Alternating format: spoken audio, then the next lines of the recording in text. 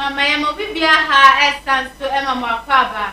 Eba Fly FM Fly TV G8. So eba so say nsema ya bobo no every crow so any amafro so nyina no.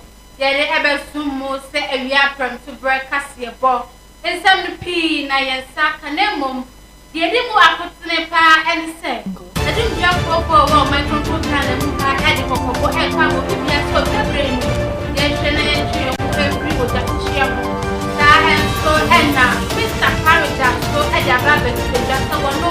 Every that is channel to the Allah production man eji. Da en so enna okopi mu a we ceremony edi e kai Jerry John Rollins on the baby for you in 19 years. Where any day be and I had the Anthony. Maybe I wish you would have sumo our Fly FM Fly TV GHS4 Kaseboy Mwasida Airport at their Mama Jaden International School. Magdalene said Ubano where they are back or added from Kwando with me a bar. Now Wabaji and Tia were dreaming home and see and what they admission nursery, kindergarten, primary, and I've been to junior high school. And to Saban where they are back from Kwando with me a call. Now we're quasi entity. Sabana church of one so dear what the move was from home.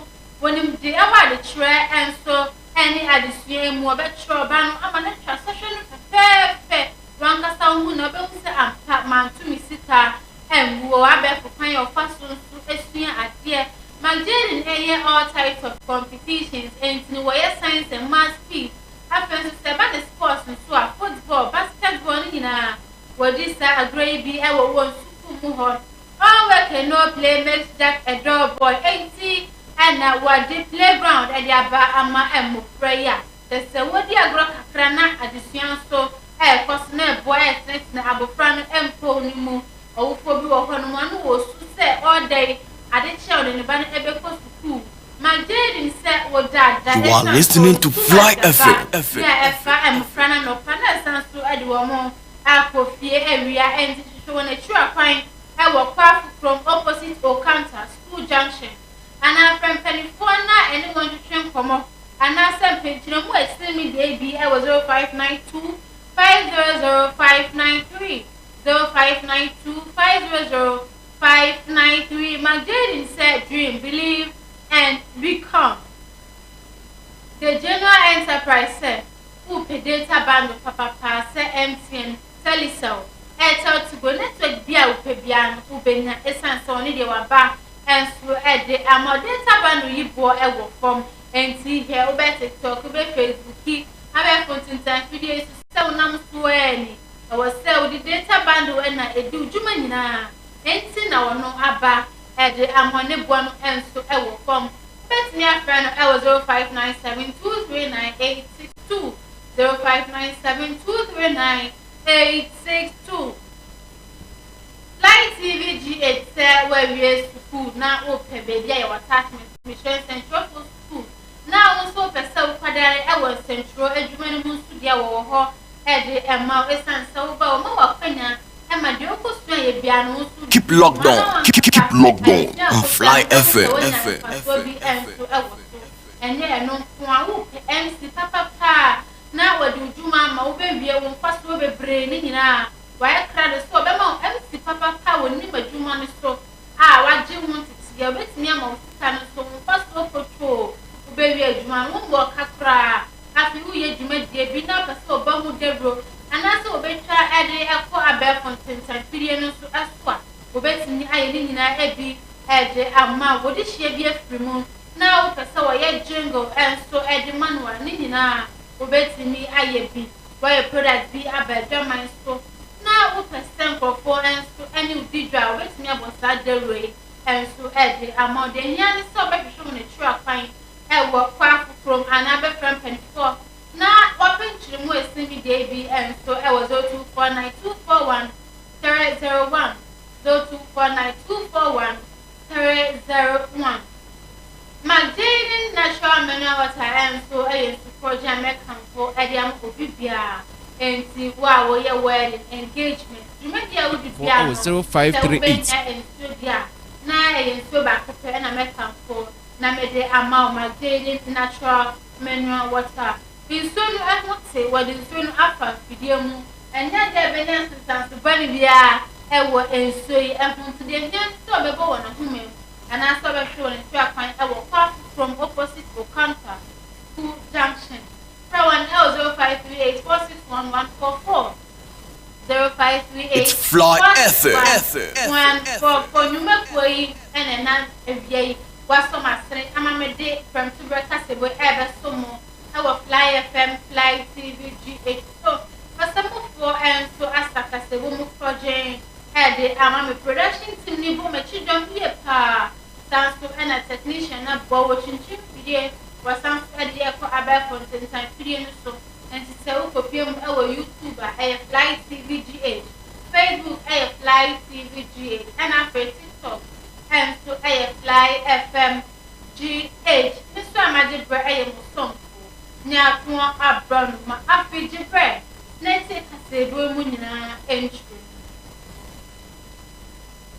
yesha ewia pram to bre kasebo no ase edia na se omanfo nyina ebedi hu adanse a se opebre du na ja hye bre enso ena edre sansan framana no odi wiemu so ayehye bibi kakra bi kokko jape na cheso ja hye ena abanse wase Ghana fo nyina yehwe ye husu yesanse emre ye di enimi eye hamatante wo pankasa wo so bia ehwe na dwumadi a wodi bia no so wodi ne ekwan paso se ne be ye oja hye bia enkoba na se ehwe susonso a ewo oja hye ho a eya na ebi ese nipa no bi be hwe Keep locked on. Keep locked on Fly FM. Ebese wodi bia no ba ye bia entini enini from afenso nipa bebenat mi ehwe won ejapade dem fan to say efia wuti na sese eja to mo no ba wo nyina ebe hidrobe ebe timi abakran po se wonni bebi kram kwa wo beda enti ena oja hihye ejuma ekuo mi che Ghana National Fire Service ya wo bunu mantem ede aba betu eja se wo so bia ehwe ni husu eye na bunu is regional commander of the Ghana National Fire Service. Yeah, well, AFCOII Reverend Naomi Ofori Adopia at the Babe to address a fee, Ghana for the Maya Nina Hopa to set a bow. Now, send your penny airban and what did and adding the environment and I feel natural resources so body. You are listening to Fly FM.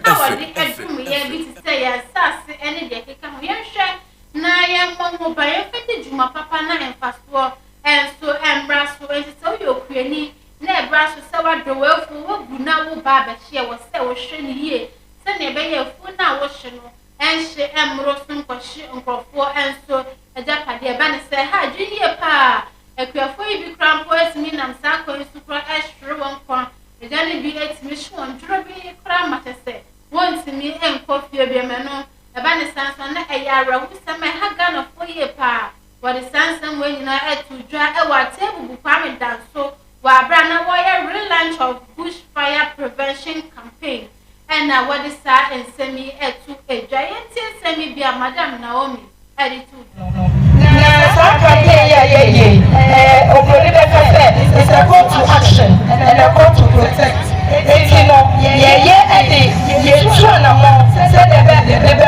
Environment, your community, any avenue, your Dutch, everyone. As I say, what I share your idea. You know, back and they say, it's immediately about the natural resources. It's Fly FM. And so, Madam Naomi, adding some air and so, and now what the air to just say. I did share the pack of food that you share baby and share. Nine and tree and free will be one more when you fear. The paint Musa one, Brennan so so ye, Janny.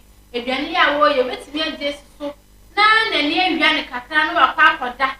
Now, so I died, Janny, the me a share and much as safe. You're on and so I shall run a son and your man corner that shake.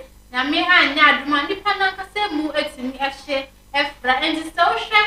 Now, what bra, I did you that share ban and say, Uye bibia enso ede efam nti bibia ra be ma oja hihia ba Ghana for yen hye be kasa feed oja hihia ba pa yen hye na yen twe yen ho efiri yenya efaso ewo ene na me bokoko se ebra me bokoko se ebra ye ko ebiri mu ebiri sabe yahye masa mu ena me be ko yeye no metu fo se obi biara emomoden se obe twene ho afiri yahye ho se obe no aduane na wo hwe na wabra menwa jai nada na okokoso na ejaba edobeko ase onema inyonara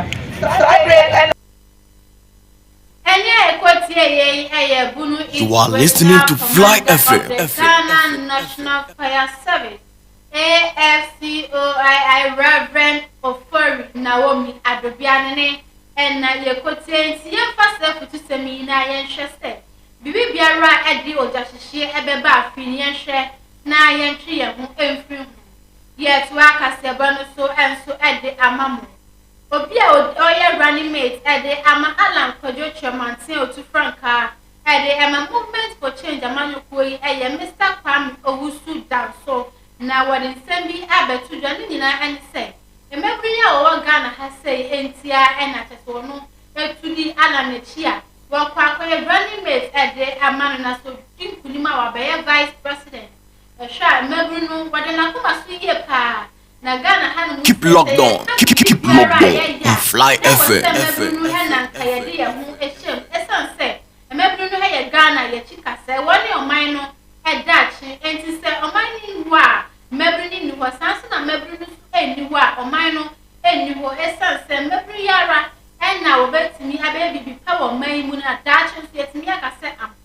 Ghana at me after to my efra. Nisa inti na Alan Kojo Chairman tia wotu Franka ede ama movement for change amanyoko no ede nipa bebre ede aba wade ebre emeburi nti wasrada December 7 infipinu ene edonu 9 obeburu bia wo Ghana ha bia woda chinti kwana kwato aba no efama Alan Kojo Chairman se ne be ya wo so ni swade hunu a opese wo ye o man konko Ghana mu no eno so etimi abe. In what shape our futures. And so if we always sit on the fence and engage in rhetorics and platitudes without necessarily involving ourselves directly with who leads us and what kind of policies they design for the purposes of bringing about change, particularly amongst the youth, then I think we are doing ourselves a great disservice.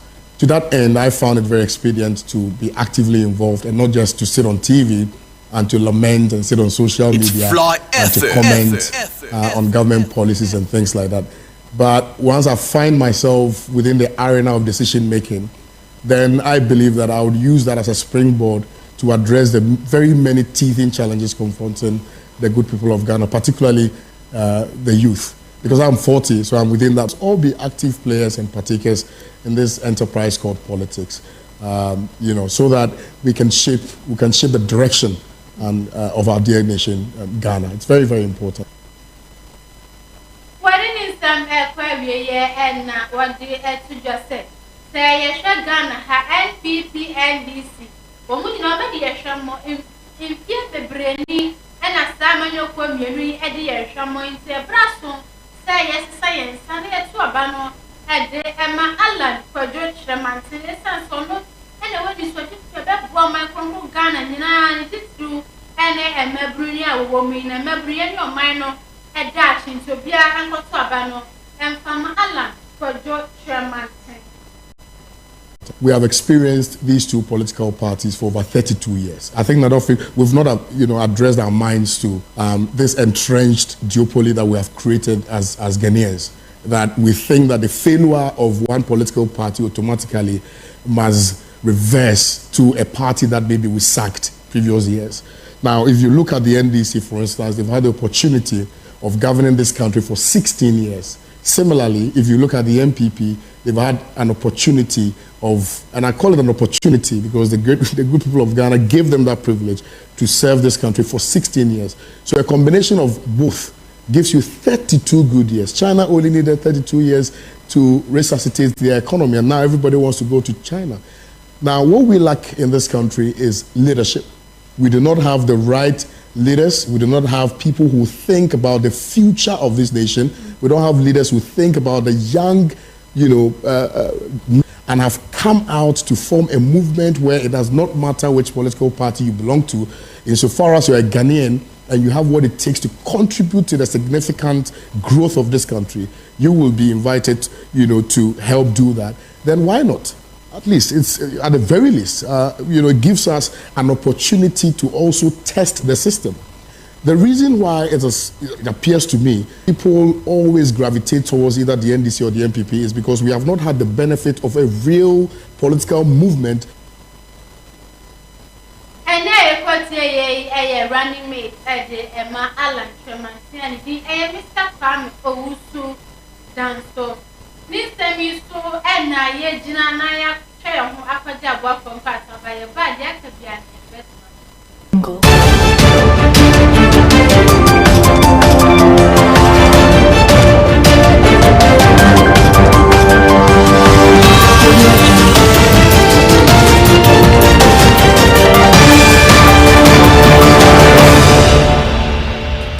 Sawon Senior High School All Students Association NOSA presents maiden edition of NOSA Council Meeting and Dinner Night.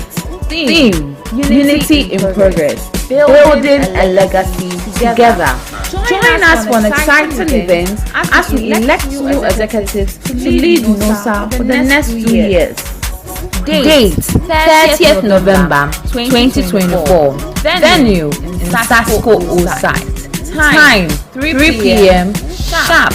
Come and exercise your right to vote for your preferred council members. Your participation will shape the future of our association. For further inquiries, please contact 024-175-2816 or 0243-404433 or 024-313-9736. Let's build a legacy together. NOSA, the legends with integrity. Admission.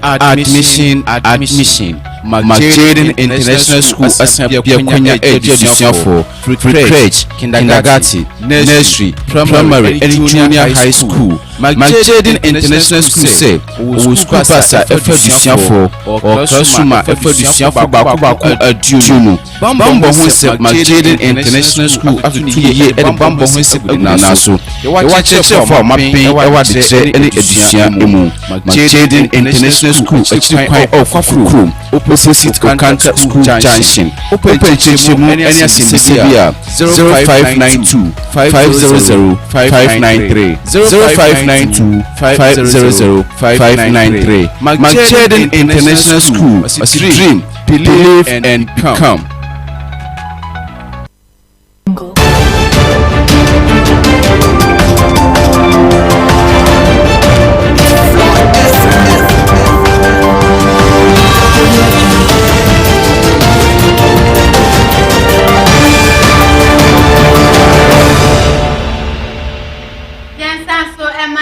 For any Ashrafonina aqua by yet if you happen to break us a bonus so and so Eddie Mamu Edia.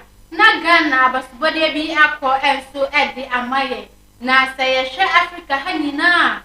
Food security. You may now what in our African and Ghana. Yet also me and son, I decided grey at me a Guama Ghana, so yet me walk by Mose and Pa or my moose were Johnny a womb. Na sanse mi mu enso na Dr. Laj Mahmoud Bome wo tu franka ade ama NPP amonyoko yo mampani abede chire Mr. Digitalization wode aba betu say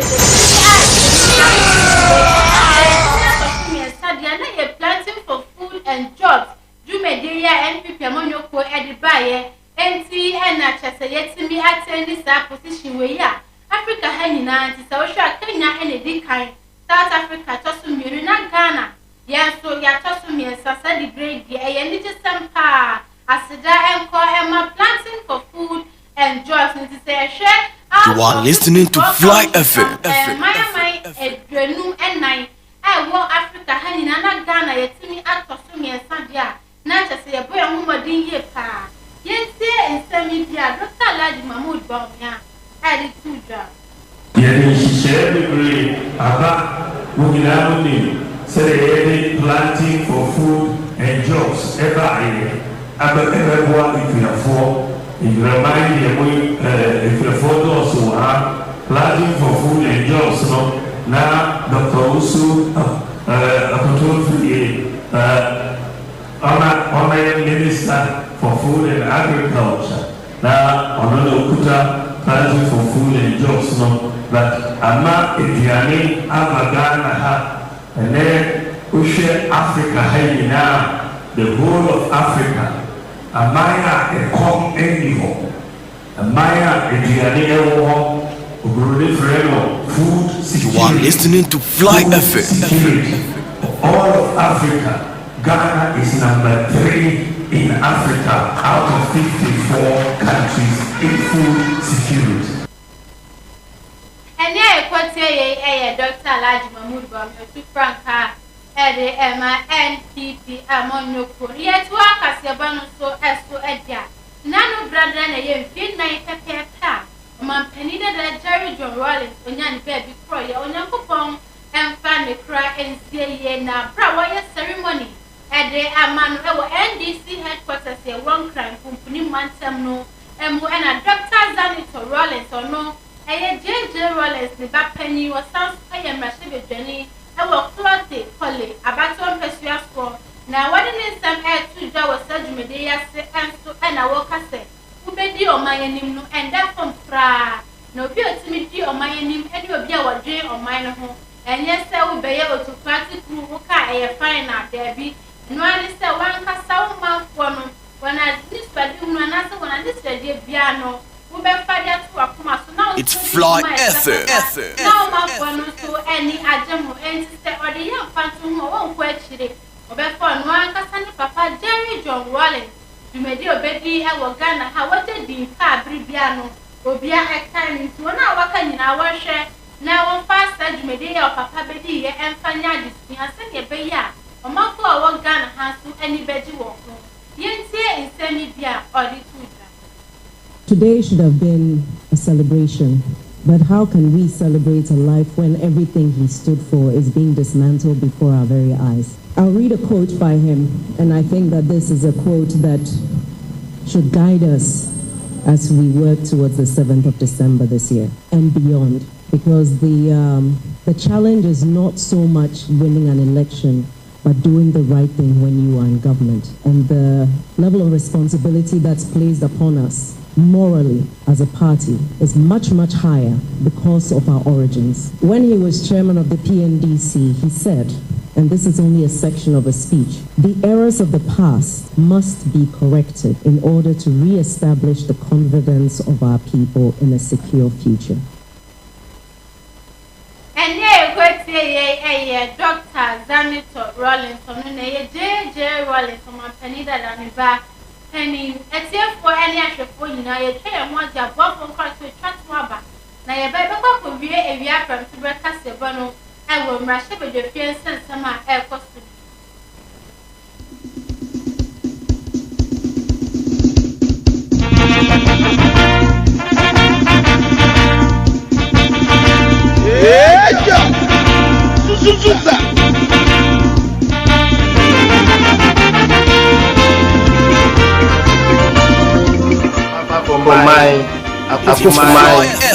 NDC Echiachiam John Dramani Mahama Salom Echiachiam Salom di kujuju bomb Eslam Sesa Namo Tua by Vitama Tua by December 7 Monkai lockdown Papa Emma Papa the Akupu World Salom dia Semna Salom de bomb anymore this one pipe one twaso but pipe at the papa na assembly my cry amuzu cry o say obeyi obi campaign no ya no church no who prepare dey call MC so mo mpene ma ne ye Salom se mo to amama na sa kwan no obeyi ne kama Akukum Obefuso, Akukum Wall, Township Road, Obeye. Who are Bamu Yamana National 5 years. Only the Mapa Goma Park and Obey my park and O'Clock and Sell CM. Sell some come to you. NCC 1 John Mama said 24-hour economy or the back. If you will now cause now can car back up now why it by night market. Take the power who are being your Kada. Now Kada for Friday, the next show so can even trouble MPP. If it's MPP work as on the Kada who could make 20 Kada. And I John Mama the Kada, so Bob still Kada. And no nama buying with your Kada walk, boys is swap with you black akra. And this is a pamucho. See, for car and a bow. Say, who try the ashenable. And through policy system and car, baby, a good woman. Now, the boss play, and we are ready for boom, near many biatono. After now, I remove the boss. I buy one or 2 policy stamp campaign time or my system. And this is real. And this is a dream. John Mama, obey. John Mama say, Bana, go PHS. I say, we will be another call fast by or that game or the coffee or the free. I buy our dream. Policy star, policy year, a year ever to now, parents will began of Wusika. Now, policy time we saw a good woman. I'm a gun of when you be Kakra. And the other swap says, I will you more. If it is almost more. Ghana will you be a phone. Ghana for business be a phone. And Juma be a Moguno. What are the across himself first normal class or the across on our phone? Says also that we also Ghana for still Bobra. It is the breaking 80, but it's no labor. Now they are going to be to be ready. We need an NDC Pamucho. And Brasil, money about Papa for my Akukum war. Yes, Ramo. She was sitting among Chobotum. She can't go school. Match Chanali at the way back with your better goose. John Mama said that you when you come up to you. And this is airbag. And this is a bit chasa aluminum.